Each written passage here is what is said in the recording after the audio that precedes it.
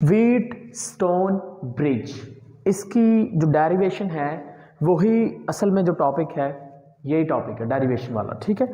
लेकिन derivation mostly student को problem रहती है कि बेटा वो ना रट्टा मारते हैं, जैसे बुक के ऊपर लिखा है ना ये ब्राइट वगैरह के पास, वो डायरेक्टली तौर पर वहाँ से कॉपी पेस्ट करने की कोशिश करते हैं। लेकिन आपको इसको समझने के लिए ना क्रिचियस के जो सेकंड लॉ है उसके बिल्कुल आखिर पे 2 पॉइंट्स लिखे गए हैं साइंस के बारे में, आपको वो साइंस एडजस्ट करना आने चाहिए, ठीक है। तो आज हम उसी चीज़ को इस्तेमाल करेंगे और ये पूरे का पूरा लॉन्ग क्वेश्चन सोल्व करेंगे, ठीक है। अब व्हीट स्टोन ब्रिज है क्या बेटा? व्हीट स्टोन ब्रिज असल में एक ख़ास किस्म का कॉम्बिनेशन है रेजिस्टेंस का, एक ख़ास किस्म, यानी कि आपके पास बेटा 4 रेजिस्टेंस जो कि एक ख़ास कॉम्बिनेशन के अंदर अटैच्ड होंगे, हम उसको क्या नाम दे देंगे? उस ख़ास कॉम्बिनेशन को नाम दे देंगे व्हीट स्टोन ब्रिज का नाम दे देंगे। बेटा आपके पास ये कुछ इस तरह से आप कह लें कि काइट की फॉर्म के अंदर आ जाएगा, ठीक है। कुछ पतंग वगैरह पतंगबाजी की है तुमने? ठीक है, तो बस इसको पतंग समझो, पतंग की तरह से तुमने टॉपिक सोल्व करना है, ठीक है। अच्छा जी, अब यहाँ पे देखें बेटा 4 रेजिस्टेंस है, आपने 4 से रेजिस्टेंस को इस तरह से अटैच करना है और बीच में एक रेजिस्टेंस लगानी है और वो है गैल्वानोमीटर। वो क्या है? गैल्वानोमीटर। बेटा करंट फ्लो क्यों करता होता है? करंट फ्लो इसी वजह से करता है क्योंकि जब हमारे पास पोटेंशियल का फ़र्क होता है, हमारे पास एक वायर है ना, एक वायर में से करंट फ्लो तभी करेगा जब एक साइड पर पोटेंशियल हाई होगा, दूसरी साइड पर पोटेंशियल लो होगा, तो पोटेंशियल के डिफरेंस की वजह से करंट क्या कर जाता है? फ्लो कर देगा। क्या कर देगा? फ्लो कर देगा। लेकिन बेटा आपने क्या करना है? आपने कोशिश करनी है कि ये जो पॉइंट है ना, suppose that it is A B C और डी, आपने पॉइंट जो बी और डी हैं इनको सेम पोटेंशियल पे रखना है ताकि कोई भी करंट गैल्वानोमीटर से मूव ना कर सके। यानी कि आपके पास बेटा जो आई जी होगा वो आपके पास क्या होना चाहिए? 0 होना चाहिए। आई जी क्या होना चाहिए? 0 होना चाहिए, ठीक होगी बात। यानी कि गैल्वानोमीटर के जो अगेंस्ट टर्मिनल बी और डी हैं वो एक ही पोटेंशियल पर मौजूद हैं। अच्छा जी, फिर बेटा ये पॉइंट आपके पास ये जो ए और बी है, ए और सी, बेटा इसको आपने लगा अटैच कर देना है सोर्स के साथ। तो यहाँ पर आप इसको अटैच कर दें सोर्स के साथ, नेगेटिव टर्मिनल पॉजिटिव टर्मिनल। तो बेटा ये आपके पास बन गया wheat stone bridge, wheat stone bridge. अच्छा, तो बेटा इमेजिन करते हैं गैल्वानोमीटर की जो रेजिस्टेंस है that is the R G. एक बार बुक ओपन करिए जरा, हरी अप, बुक से एक चीज़ आपको बताते हैं, उसके बाद यहाँ पर आएंगे। बेटा बुक ओपन करो आप भी जल्दी से, पेज नंबर आ जाएं आप बुक के ऊपर, ओपन करिए उसको। ओके बेटा पेज नंबर आप आ जाएं यहाँ पर, पेज नंबर आपके पास 50 बुक के ऊपर, और उससे पीछे ज़रा आएँ पेज नंबर 48 पे। वहाँ पर बेटा उन्होंने 2 एंड पे ऊपर बिल्कुल देखें ऊपर यहाँ पे 2 पॉइंट्स लिखे हुए हैं।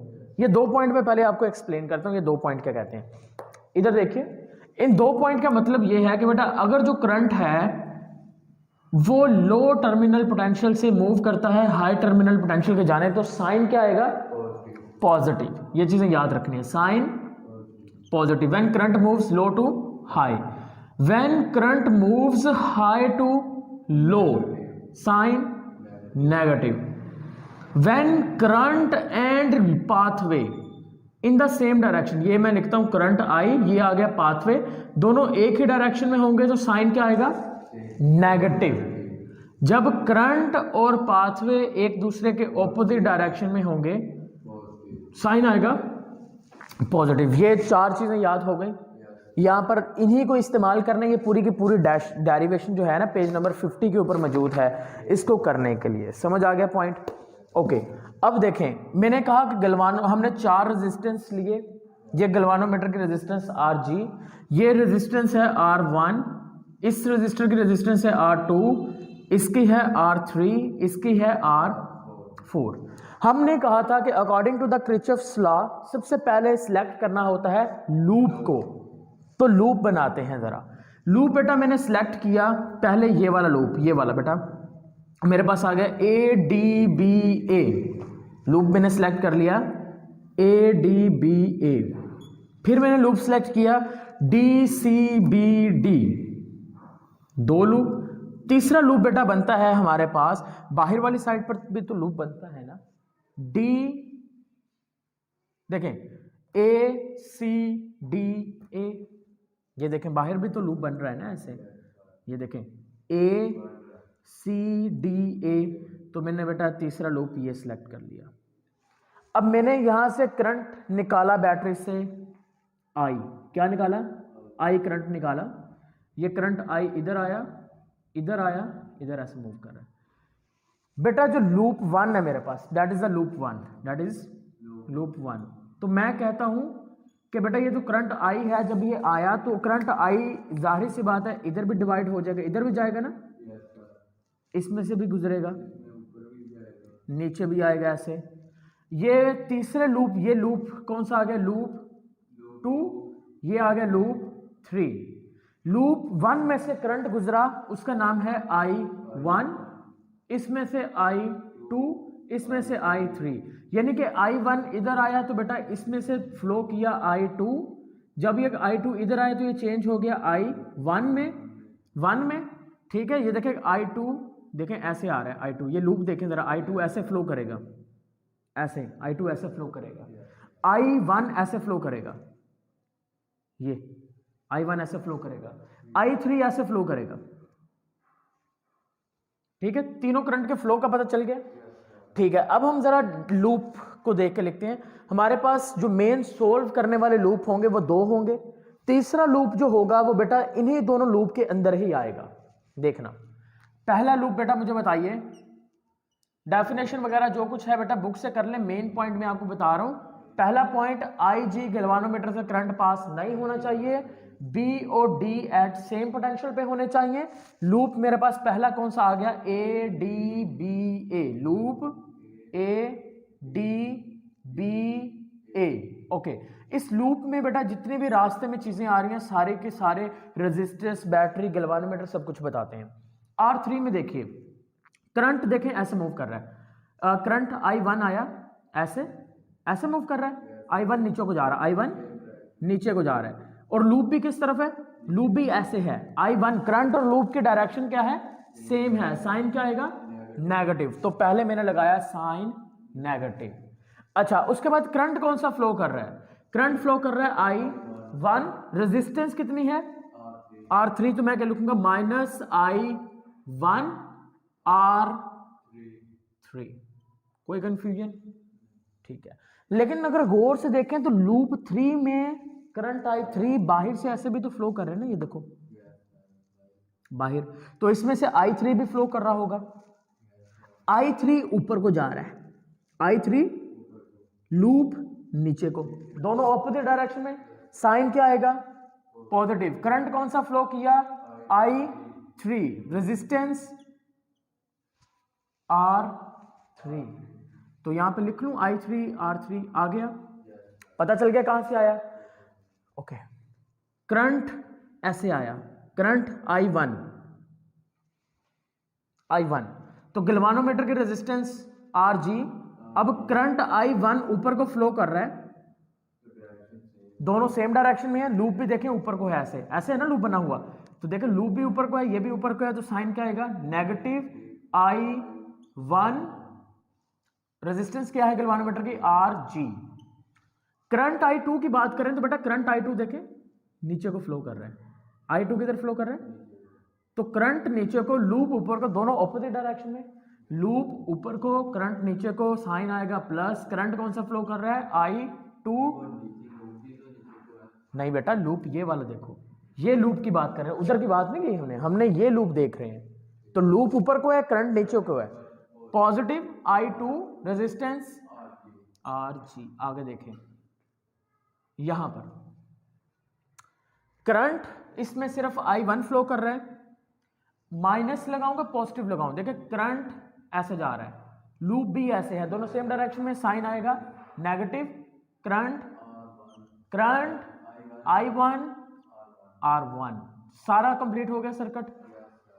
किसके इक्वल करना है, रख दिया 0 के इक्वल। अब इसको सोल्व करते हैं, R3 कॉमन आ सकते हैं इन दोनों में से, लेते हैं कॉमन फिर, तो मैंने कॉमन ले लिया माइनस I1 प्लस का साइन है तो माइनस हो जाएगा क्योंकि माइनस बाहर ले लिया, माइनस I3 और कॉमन क्या ले लिया, ऐसे लिख सकता हूं, ठीक है। इन दोनों में से RG कॉमन आएगा, माइनस बाहर I1, ये प्लस साइन हो गया, negative I2 RG common, minus I1 R1 is equal to 0। एक चीज बन गई आपके पास। दूसरा लूप है हमारे पास बेटा DCBD, लिखवाइए DCBD लूप सेकंड, जो जो आता है लिखवाते जाएं। R4 करंट ऐसे फ्लो कर रहा है, यानी कि I2 इस तरफ फ्लो कर रहा है, लूप भी इस तरफ है सेम डायरेक्शन में, minus I2 R4, very good. आगे रुकें, बाहर वाले लूप में I3 भी तो फ्लो कर रहा है, तो I3 इसको लूप दूसरी डायरेक्शन में, ऑपोजिट डायरेक्शन में, I3 ऐसे आ रहा है, ये ठीक है, ऐसे I3, तो I3 इधर को है, ये देखो ना I3 ऐसे फ्लो कर रहा है, बाहर बनाया मैंने ये, ठीक है। I3 इधर को आ रहा है, लूप ऊपर को है, दोनों ऑपोजिट डायरेक्शन में, साइन आएगा पॉजिटिव I3 R गलत 4। आगे आगे आगे आगे आगे आगे यहां पर I2 इधर को जा रहा है, इधर को जा रहा है I2, लूप भी ऐसे ही है, लूप ऐसे बना हुआ है हमारा ऐसे, तो साइन आएगा माइनस I2 R2, ठीक है। आगे देखते हैं जी, नीचे को I2 नीचे को फ्लो कर रहे हैं, लूप भी नीचे को है, माइनस I2 RG, I1 भी तो गैल्वानोमीटर से निकल रहा है ऊपर, तो I1 ऊपर को जा रहा है, लूप नीचे को है, साइन आएगा पॉजिटिव I1 RG, कुछ और भी रहता है कि नहीं, is equal to 0। R4 common ले सकते हैं, minus I2 minus I3 R4 minus I2, इसको कॉमन नहीं लेना, इसको ऐसे लिखा, माइनस I2 R2, इधर से कॉमन ले सकते हैं RG, minus I2 minus I1 RG is equal to किसको, बेटा इसमें I2 कॉमन ले सकते हैं, ठीक है, लेकिन हमें RG कॉमन लेना है, ठीक है, ओके। अच्छा जी, ये इक्वेशन आ गई 1, या इक्वेशन ए कह लें, ये इक्वेशन आ गई 2 आ गई, क्लियर होगी बात। अच्छा जी, अब गैल्वानोमीटर से अगर हमें करंट मालूम करना है, कैसे मालूम करेंगे अभी कितना करंट फ्लो कर रहा है। देखिए गैल्वानोमीटर में से करंट जो है वो फ्लो कर रहा है, IG फ्लो कर रहा है, क्या फ्लो कर रहा है, IG फ्लो कर रहा है, राइट। अब IG अगर आपको निकालना है तो बेटा IG निकालने के लिए आपको जो करंट I1 है, I1 भी फ्लो कर रहा है, I2 भी फ्लो कर रहा है, अगर आपको IG चाहिए तो आपको I-1 में से I2 को क्या करना पड़ेगा, माइनस करना पड़ेगा। और हमने ऊपर खुद ही कहा कि IG किसके इक्वल है, तो IG की जगह पे 0 पुट करता हूं तो मेरे पास आ गया I1 minus I2 is equal to 0। इसको पुट करके देखते हैं, यहां पर I1 minus I2 is equal to 0, I1 minus is equal to I2, इसका मतलब I1 की जगह पर I2 पुट किया जा सकता है, तो पुट करके देखो ना फिर क्या बनता है। I1 की जगह पे I2 पुट करके देख लेते हैं एक बार, माइनस I1 यहाँ पर रहने देते हैं, वैसे ही I3 पुट करना है तो कर लें बेटा, कोई फर्क नहीं पड़ेगा। R3 माइनस, अगर मैं यहाँ पर I1 की जगह I2 पुट करता हूँ तो बेटा यहाँ पे देखिए RG minus I1 R1 is equal to 0, ये I1 माइनस कैंसिल हो गया, हमारे पास आया minus I1 minus I3 R3 minus पूरे factor 0 R G minus I1 R1 is equal to 0। ये मल्टीप्लाई करने से क्या हो गया, 0 हो गया। आंसर हमारे पास बेटा आया जी बेटा यहां पर पुट कर लो, करेंगे, लाजमी करेंगे, क्यों नहीं करना, करेंगे भाई, जहां पे जरूरत होगी वहां पे करेंगे, ठीक है। ओके, अब ये देखें -I1 माइनस I3 R3, ये तो कैंसिल हो गया फैक्टर, ये माइनस का ब्रैकेट के उधर वाली साइड पर जाके हो जाएगा I1 R1 पॉजिटिव का, ये मेरे पास बन गई 3। नीचे आ जाए, I1 की जगह I2 पुट करना है, I2 minus I3 R4 minus I2 R2 minus I2 minus I2 RG0 minus I2 minus I3 R4 minus I2 R2 minus 0 RG is equal to 0। तो minus I2 minus I3 R4 is equal to I2 R2, that is equation number 4। Question number 2 पर बना लीजिए। अब equation number 3 को 4 से divide कर देते हैं, ठीक है। इक्वेशन नंबर 3 को 4 से डिवाइड करके देखते हैं। तो जब हम डिवाइड करेंगे तो बेटा हमारे पास आएगा I1, लिखवाते जाएं, 3 ऊपर रखनी है, माइनस I3, ये देख लेना, I1 माइनस I3, ये देखें, माइनस इधर लगाएंगे, हाँ, R3 आगे is equal to I1 R1, इधर वाली साइड पे देखिए, डिवाइड करना है ना, मैं इसको दूसरे कलर से दिखा देता हूं, minus I2 minus I3 bracket close R4 is equal to I2